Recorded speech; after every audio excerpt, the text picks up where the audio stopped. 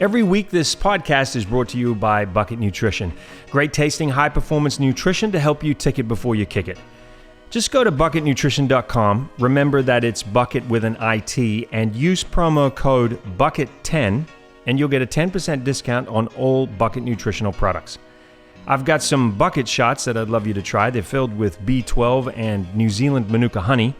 All you've got to do is share your favorite break new ground story with me, something that you did that was new and bold. DM me on Instagram at BUCKiT Nutrition.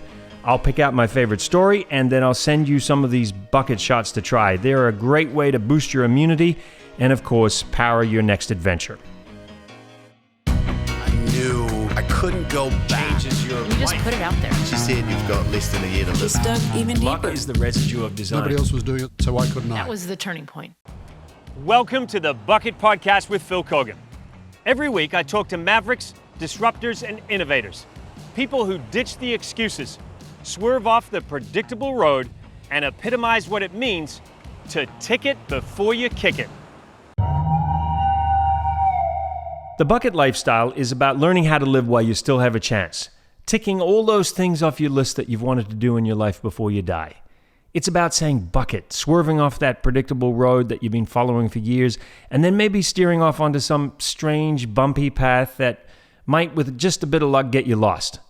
It's about sharing experiences with other people that you know, and then connecting with people that you don't know, beginning with yourself. I've heard some unbelievable excuses about why people are not living their ideal life. I'm sure you've come up with a few. I know I have. And they all sound perfectly reasonable, rational, and legitimate. And that's what makes them so nasty. So BUCKiT is about trying to get past all of those excuses, ditching those excuses, and ultimately moving your way around any obstacle so that you can choose the way you want to live your life. BUCKiT has 8 steps to helping you live that BUCKiT lifestyle. Face your fear, get lost, test your limits, take a leap of faith, rediscover your childhood, shed your inhibitions, aim for the heart, that's where you do something for somebody else, and what this BUCKiT podcast is all about, break new ground. So over the past year on the BUCKiT podcast, I've met all kinds of people, innovators, entrepreneurs, mavericks, disruptors, people coming in to talk to me about their road to success and the pivotal moments that caused them to swerve off that predictable road I was talking about. My guests have included astronauts, National Geographic explorers, Olympians, investigative reporters who have reported from the front lines in war zones, cancer survivors, a Navy SEAL shark attack survivor, ultra-distance marathon swimmer and runner, big wave surfer who goes out every day and cheats death over and over, and even the world's most famous radio DJ. Break New Ground focuses on one main theme, and that is building. In the most literal sense, it could be building your own home, or maybe a home for somebody else, but it could also mean crafting and carving out a chair that people will relax in for years to come. There are so many other possibilities, though, that have less to do with actually building something and more about making things happen, like establishing a service or activity that didn't exist in your community before, or maybe a way of building or inventing or maybe initiating something that serves us as humans, makes life better for all of us. Just think about all the potential that we all have to not only live a satisfying life, also a life that has meaning and is impactful. When it comes to the breaking new ground theme, I immediately think of Billie Lee. She's a maverick who's really making a difference out in the world right now. Billie Lee is a reality star on the very popular Bravo series Vanderpump Rules, where she works as a hostess at the famous Hollywood restaurant called Sir. Billie is also a groundbreaker and activist who is part of a community that few people really understand, and that's why I was so interested in talking to her. She really opened up to me and shared some of the really intimate details of what it's like to navigate the world as a transgender. She was born male, and growing up in the Midwest, it was incredibly difficult for her, a very confusing time. But she knew that she really had to be true to herself. I felt different. I felt like I was ashamed of who I was. I was being picked on because I was very feminine as a boy. And my parents dropped out of school at an early age, and they had addiction problems and, anger issues. And there was a lot of violence and fear in my household. And I think we're all, especially in America, I'm speaking for myself and in the Midwest, we're conditioned to be racist. My family they put fear in you, like fear this person because they're this color and they have a different culture. And it comes from ignorance. They don't know it, so they're afraid of it. And I did this practice for myself, and I encourage a lot of people in America to do this. When I look at someone that's different than me, I find the beauty in them. Suffering from relentless bullying at home and at school, it wasn't until Billie had moved to LA that everything changed. I think because I was in the freedom of Los Angeles, in the vibration of Los Angeles, where you can really be yourself. And it just, something happened where it clicked for me. And I was like, oh my God, I'm born in the wrong body. I'm female. Like my mind, my spirit, my energy, everything that I want to express is feminine, but I'm trapped in this masculine body. Coming from a trans experience, I make people feel uncomfortable because they don't know exactly how to act or what to do.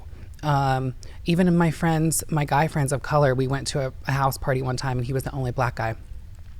He said, I feel weird. He said, I feel like they don't want me here. I feel like I make them uncomfortable. And I was like, wow, I feel that way sometimes too. When you're different than another person, you know, you do kind of make people feel uncomfortable. And guess what? That's my mission, is to make people feel uncomfortable. So I can educate them, I can inspire them. My discussion with Billie was incredibly frank, and really nothing was off the table. When I first transitioned and after all the surgeries, I saw how society accepted me. I was attractive. People could tell that I was a female. So they, you know, I had opportunities. I got jobs. Everything just shifted for me because I was physically attractive and I was fully female. And I decided, you know what? Wow, society's not beating me up. I feel good right now. I feel like I'm the cool kid on the block. I'm gonna hide out. And I lived a stealth life, which means you're trans, but you pretend like you're cis, like you're born female. And I did it for 3 years. I dated men, didn't tell them. I owned a restaurant, didn't tell my customers. And I had the best time in my life. I was so at peace with, I just felt good in that moment. And then it got to a certain point where men would ask questions about my high school. And then I realized, oh my God, I'm lying. I'm lying to people that I love.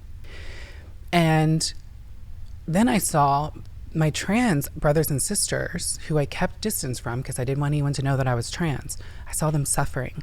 And I would see trans people come into my restaurant, and I saw this one trans woman who was pretty beaten up and she was homeless. And I'm like, what am I doing? I could use my voice to help move and help trans people be visible so we're normalized and we're accepted and we're not suffering anymore. So I did this amazing thing by selling my restaurant, and I came out 3 years ago, almost exactly 3 years ago. On the 20th will be 3 years. And I started blogging and just writing, and I started writing that, exactly what you read, and I started living my truth, and I felt really, really liberated and really powerful. And then I started at SIR, and the fight just got even more intense. And then Trump got in office, and it got more intense. And now I feel like having a nervous breakdown sometimes because it's so intense. All I see is, and people are like, Billie, why are you focused on the negative? And I'm like, if you've only seen what I see every day as an activist. I'm on the board of Equality California. When you're on the board of organizations, including Flux, which is a branch from the AIDS Health Foundation, you see the suffering. I'm on these boards so that way I can see what's going on and I can help make a difference. And I can shed light on Equality California because they're doing so much for us. Part of her activism is to continue to inform the general public. I had to do a PSA a couple years ago where I was like, I'm trans and I can be a nurse. I'm trans and I can do this. It's like, we have to tell the people that we can have a job. Mm-hmm. Like, we have to tell the people that we could be employed and we can be a surgeon and be an actor. It's like, I have to do this kind of work all the time, or I have to tell people that as a human being, as a trans woman, I'm allowed to do this. Slowly but surely, Billie is seeing changes. All of this work is paying off. It's happening. I have a hairstylist, her daughter transitioned from female to male just recently, and now he is like living this beautiful life. And she was so afraid. She was coming from fear, and I said, what's going on? And she said, I'm just so afraid that he won't be loved. And I said, he will, I promise you. And then I see her 2 months later, and she's just full of light, and she's like, he's living the best life. And I've seen the younger generation living such a beautiful life, but I'm also seeing a lot of it in really amazing cities like Los Angeles. It's still difficult in the Midwest. It's still difficult. When I visited home last year, I felt the negative energy of the vice president and the administration not protecting him. You know, in California, we have Equality California. Yep. We have amazing government here in California that are protecting trans people. You go to Indiana, it's not there. They don't have the protection. And part of Billie's process was to honor her former self, the boy that she left behind. I was just so ashamed of people finding out who that boy was. I was so ashamed of my past. And I realized that boy got me where I am. That boy went through so much in life and was so strong and got me exactly where I am today. So I thought, I need to honor that boy. Why be ashamed of him? Why be upset about it or be scared? So I went to my garage. I found all these old pictures that I was like afraid to even look at. And I put out all these old photos of me as a boy, all through, as a child, through high school. I lit candles and I cried over it and I thanked him and I loved him.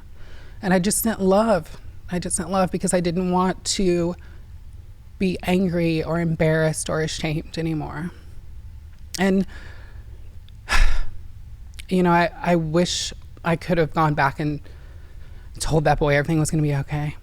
Billie's dating has always been difficult to navigate, and one story that Billie shared with me from her early days as a fully transitioned woman was quite heartbreaking, but ultimately a teachable moment. I dated a guy when I was living, I had the restaurant and I was living stealth. I told him after, I think, 8 months of dating, and I was very close with all his friends. And he was like an ex-basketball player, like a very guy's guy. And he was devastated. And it was like I dropped a bomb in his life. His friends stopped talking to me. He wouldn't look at me. He was a regular at my restaurant. He stopped going to my cafe. I was so embarrassed. I was so afraid. I was so depressed. I would cry all the time. My roommate at the time would have to lift me off the floor. And then probably about 4 or 5 months later, he came back around. We started hanging out again. And he said, "You've completely rocked my world." Like, I was so upset and so against trans people. He even told me this story. He's like, "Do you remember I told you this story how some trans woman sat next to me on the bus and I was like shaking and I just wanted to throw her to the other side of the bus?" And I said, "Yes." And he's like, "And you were trans the whole time?" And I told him, I said, "I was scared to death to tell you after I heard that story." And he said, "I felt so ashamed for thinking that and for being that. And I can see how amazing you are and how much I love you. And it doesn't matter if you're trans." And so he made a huge shift. He went from complete fear and hate to love.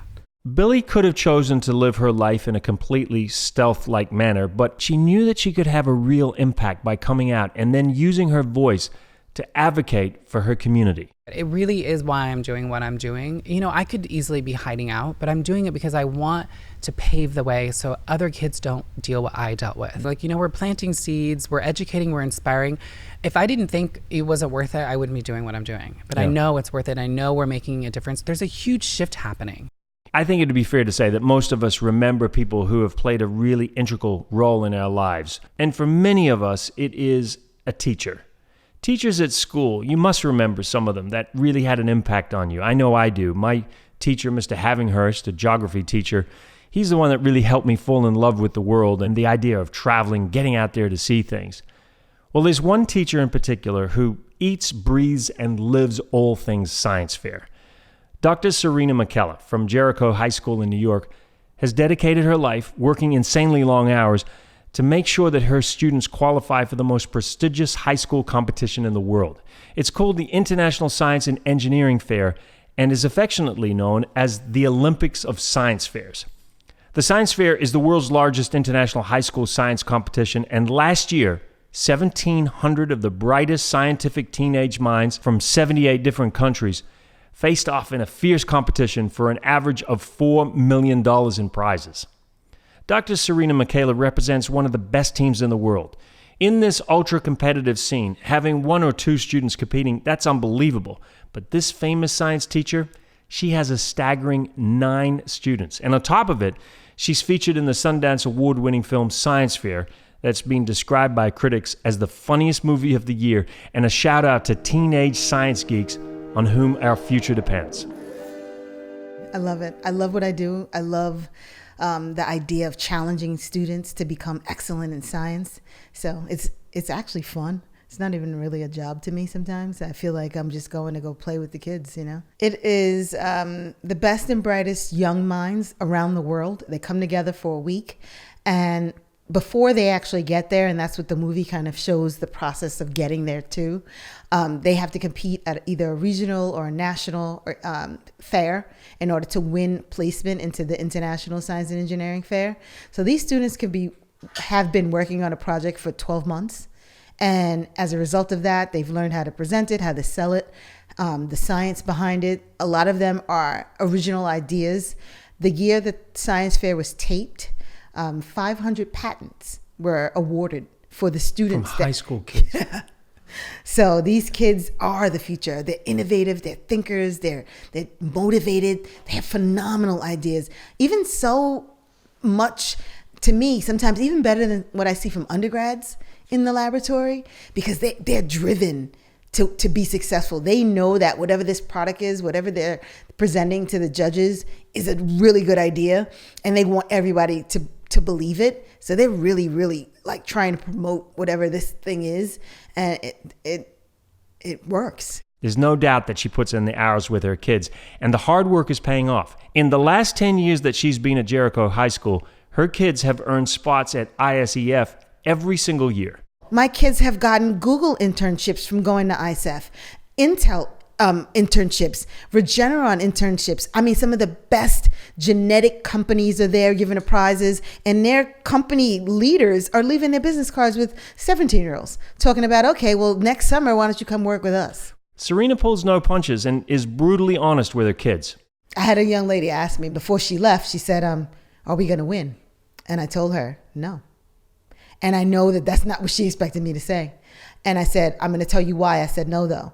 And when she left, I felt bad. So I saw her on Monday and I said, I want to apologize. I should have been so direct with saying what I said, but I'm going to tell you why I said it and why I believe what I said. Yeah. And I explained it to her, and she told me, she said, no, I appreciate it, because a lot of times people don't tell me the truth. You know, yeah. They don't want us to know that we may fail. And I had to tell her, and unfortunately she didn't win. And that's something I teach my kids. You can't be afraid to fail. I said, we're going to fail all the time. Science is a bunch of failures. Before we figure out a cure to whatever, a lot of people actually have failed along the way. And yeah. it's okay. Because when you fail, you're actually learning. Yeah. So who cares if you mess up? It's fine to mess up. And I don't think we tell the kids that enough. Even after her students have long graduated from Jericho, she has very high expectations for them. I want them to remember and to pay it forward, to do the same for someone else down the road. I listen to them, and they're going to the best and brightest schools. They're achieving great lengths, the ones who have gone on and have followed their trajectory through education and now as professionals in industry. And they always remember, and they are doing good things, and they are paying it back. And that's all I can ask. When I asked Serena if she was worried that competitors, other teachers, might copy her teaching methods that you can see clearly in the film, her answer really sums up why this teacher is just so incredible. I'm not here just to make sure Jericho kids win, because if that's not the point. Yeah. If you're in science fair or science competitions just to win, you're missing the whole point of science fair. I get so charged up talking to highly motivated people, and one of the people that's really inspired me is Sarah Reinertsen. She really epitomizes what a BUCKiT person is all about, and she's been working through her BUCKiT list for years. She was born with a really rare genetic disorder called proximal femoral focal deficiency. It's a disorder that in most extreme cases requires amputation. At just 7 years old, Sarah had to face this worst-case scenario. But for this fighter, it meant the beginning of an incredible journey. After being inspired by an amputee marathon runner, Patty Rushback, Sarah began running at the age of 11. And since then, she's never really looked back in her quest to overcome heartache, beat expectations, and rewrite what is possible as she took on the biggest physical and mental challenge of her life, known as the Kona Ironman.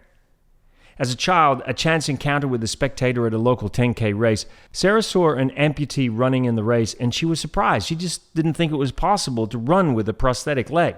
She'd spent the last 4 years on the sidelines because of her amputation above the knee, so she was inspired to learn how to run, and that was a real game changer. I think as soon as I learned to run, I just loved that feeling, right? That rush that you get of the wind blowing through your hair. But I also found it came at a time in my life, like at 11 years old. That's a tough time for any young person. You're like becoming a tween to a young person, like that teenager, and you've got a lot of hormones and stuff. And I'm so glad I discovered running, because running helped me deal with growing up and becoming a teenager. And I didn't love my body until I started running, because I always hated the fact that I was missing a leg, and I always looked down at my legs and sort of hated myself. But once I started running, I was like, wow, I have this other good leg and I have these arms, and it completely shifted myself from hating my body to loving my body. Turns out that Sarah was a natural and had a real gift for running. Once I started racing in the races for people with disabilities and racing against other amputees, that's when I realized that I actually did have some talent. I might not have been able to beat the school kids, but against the other one-legged women, I was actually pretty good. And so within 2 years of learning to run, I did set my first world record in the 100-meter dash. You know, when I started running and getting success, I think it's when I started writing my first bucket list. I was a big journal keeper as a kid, and I remember being, as a teenager, writing in my journal that one day I was going to go to the Paralympic Games and win a gold medal for my country. I mean, that was my first bucket list, that this is what I was going to do. And that really became my North Star. That was guiding me. That was like, I didn't really get, I mean, of course I was a teenage girl and I got caught up in the prom and doing well in school and that kind of stuff. But I really did, it gave me this focus, my own thing that I could sink my teeth into it. With her laser-focused determination, Sarah made it to the 1992 Paralympic Games in Barcelona. But victory was just not meant to be. She placed fourth, and for this highly competitive person, she was devastated. Yeah, after not winning that medal in Barcelona, I did kind of give up for a while. I wanted to quit. It was so disappointing to pour my heart and soul into something and then not get the result that I wanted. But shortly after, licking her wounds from the loss, she met another amputee who was training for an Ironman, a race that she'd never even heard of before. An Ironman is a 2.4-mile swim, a 112-mile bike, followed by a 26.2-mile run. I wrote in my journal that, like, one day I was going to do an Ironman just like Jim. You really are a bucket lister. Yes. You were putting that down to tick it off. Uh-huh. And so a new ambitious goal was underway. Sarah set her sights on being the first woman to attempt this grueling race with a prosthetic leg. However, she underestimated just how difficult the race was going to be. You might have heard of those crazy, unpredictable Kona winds. Well, it was just too much for her. She lost too much time on the 112-mile cycling section. I missed the cutoff by 14 minutes. I come into the final transition at Hawaii Ironman, and I come in and I know that I am too late. And they had a chair set up for me. I pull up on my bike, and they're like, sit down. We got to take your chip. And they take your timing chip. I'm like, that's it. You're out of the race. And I just sat there and just started crying because I just couldn't believe that I just failed. I failed on national TV. I've been gunning for this goal for over 11 years. And all I can hear is the announcer at Ironman, the race is still going on, and I can just hear Mike Riley announcing all the other finishers. Like, I can't remember their names, but I just hear him saying, John Smith, you are an Ironman. Phil Keoghan, you're an Ironman. And I just sat there like, I am not going to be an Ironman. Like, I just failed. And it was devastating and embarrassing. I was so embarrassed when the cameras were right there, and I just thought, why did I just tell the world I was going to do this? Because I just failed. I actually look at that moment in Kona when I didn't finish the first time as one of the best things to ever happen to me. I needed to go through that moment. I needed to find humility. I also needed to maybe push myself even further than I was doing.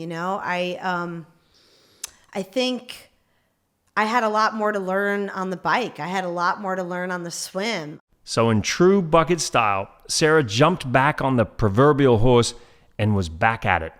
I called it my unfinished business, that I had unfinished business in Kona. And so I was determined that I was going to come back and conquer this island and conquer this course. So I became even more obsessed. I was already obsessed with Ironman, but I became more obsessed. And I trained even harder. I changed the team sometimes too, right? If the plan didn't go well the first time, you got to really look at that and see what changes you can alter in your plan to get a different result. So I hired a new coach. I worked with a bike company and they custom designed a bike to fit exactly me. I bought race wheels. I signed up for a race in Hawaii because I figured more chance to race on that course. I flew over there for training weekends and stuff. I mean, I also cut out all the other noise. I knew too that for the next year, that was my focus. And so if it wasn't necessary to going to Ironman, I didn't do it. So my dad was getting married the same weekend I wanted to do a 100-mile bike ride. And I was like, I love you, Dad. I love your fiance, but I'm not coming to the wedding. I have to train that weekend. The secret to her success? Her brain. I still do motivation things. Sometimes I'll print out things with my label maker and I'll stick them on my bike. Yeah. Like quotes or people or things to remind me to be strong when I'm out there. I'm very much into self-coaching. I hired a coach to help me with my training, but I also see that your best advocate and your best coach is often yourself. And sometimes you can really be, your mind can be your greatest weapon or your greatest enemy. And I always try to use it as a weapon or a coach to lift me up instead of put myself down. Sarah is determined to be an advocate for those less fortunate than herself. And so I still feel like there's a lot of work to be done in order to shift this mindset of how we open up accessibility and adaptability to all people. And I know that because of my life as an athlete, I've had the privilege of having so many opportunities. I mean, I'm an athlete that gets my legs given to me, and not everybody who has a disability can get access to the running legs that I have. I mean, so that's also, I feel like it's my job as a citizen, a good citizen in the world. As a role model. As a role model, and to make sure the opportunity is there for somebody else. Every kid who's an amputee should be able to get a running leg if they want a running leg. And so that's where I want to inspire people, but I also want to empower people and equip people to find that adaptability in their own life. So I wear this Ironman necklace because I finished the Hawaii Ironman in 2005. I did it in 15 hours and 5 minutes, and I became the first woman on a prosthetic leg to finish that race. It was amazing. I mean, I went across that finish line, finally hear those words, Sarah Reinertsen, you are an Ironman. Breaking new ground is just one of the 8 steps to living the BUCKiT lifestyle. Sarah, Billie Lee, Serena McCalla, they're all kick-ass women who are all incredibly distinctive and diverse. All 3 are absolutely determined to make a difference and leave the world a better place. They're trailblazers, and they've achieved their success by not being afraid to break new ground and do whatever it takes to shatter stereotypes, all while helping others on their journey. Don't forget to go to BUCKiTnutrition.com. That's BUCKiT with an IT. Use promo code 10 for a 10% discount on all BUCKiT nutritional products. And I also have some BUCKiT shots for you, filled with B12 and New Zealand Manuka honey. Just tell me when you broke new ground, when you did something new and different. DM me on Instagram at BUCKiT Nutrition. I'll pick out my favorite story, and I'll send you some BUCKiT boosters to try.